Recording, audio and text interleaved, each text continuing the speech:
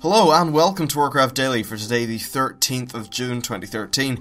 In today's news we have patch 5.4 world changes, updates to Garrosh's model, blue posts and some hotfixes for patch 5.3. Overall pretty interesting, so let's jump into it. For the world changes there have been updates to the Vale of Eternal Blossoms and to Orgrimmar.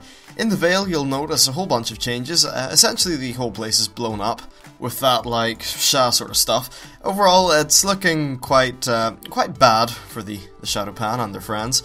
Now an interesting thing is that the Golden Pagoda has actually been completely destroyed.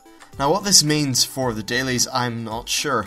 In the PTR there are no accessible dailies, but there's a significant chance that they might put those back in some way.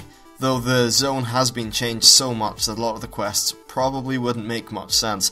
So I suppose it could just be the end of that chain of dailies. Still, overall it's quite interesting, and I'm sure that this will be the catalyst for the new raid encounter. Apparently the new raid starts in the Vale, so yeah, overall pretty interesting. And now let's hop over to Orgrimmar. In Orgrimmar there have been pretty much further continuations of what was happening in patch 5.3. The Corcoran Elite have now completely taken over the defense of the city. The whole place seems a lot more locked down. I've noticed a screenshot of everyone's favourite guy, Gammon, or Gaiman, whatever, is, unfortunately, he is bending down with a whole bunch of guns pointed to his head, so, you know what, they can't kill Gammon. It should be fine. But, yeah, it's quite interesting. Then you'll find in Razor Hill that a whole bunch of Orgrimmar refugees are there, and Bane and Vol'jin, and their accompanying army, are chilling there. So I'm going to assume that probably ties into quests, that sort of thing. Should be pretty damn interesting. And next up is the changes to Garrosh's model. Now yesterday I showed you his corrupted model, but they've actually changed the current one. Essentially, he's got more articulation, so he's got facial expressions, and his hands have moving fingers. Now, this probably isn't massively interesting to a lot of people, but I think the more tech we see, you know, Blizzard are making more complicated, like, skeletons that allow for animation systems and that kind of thing, which probably means that, you know, there's work going on in the background for the updated character models, and perhaps some of the things you will see in Garrosh's new model will be indicative of the new orc model, which is something they definitely need to do, because current orcs, I'm not really convinced that it's a very good model they're using. The next thing we have is blue posts. Now these cover mainly virtual realms, the patch 5.4 set bonuses, and LFR and flexible raiding loot restrictions. Interesting stuff.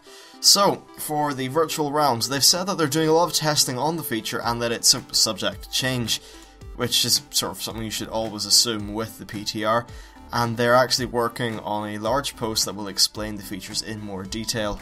So really it might take a bit until we actually get some solid information on their exact implementation of the feature. For patch 5.4 set bonuses, this is for the PvP gear, the numbers were a little bit wonky, and they have taken the time to point out that the numbers are currently placeholder, and there will be a lot of changes as the PTR progresses. The next thing is LFR and Flex loot. Now this is quite interesting. It seems like from the post that they want to give valuable non-set gear to Flex, Normal and Heroic only, so pretty much de-emphasize looking for raid as like a thing. They said they don't want to remove tier from LFR since that would tamper with the consistency of the expansion, but it does look like they might do that in the next expansion.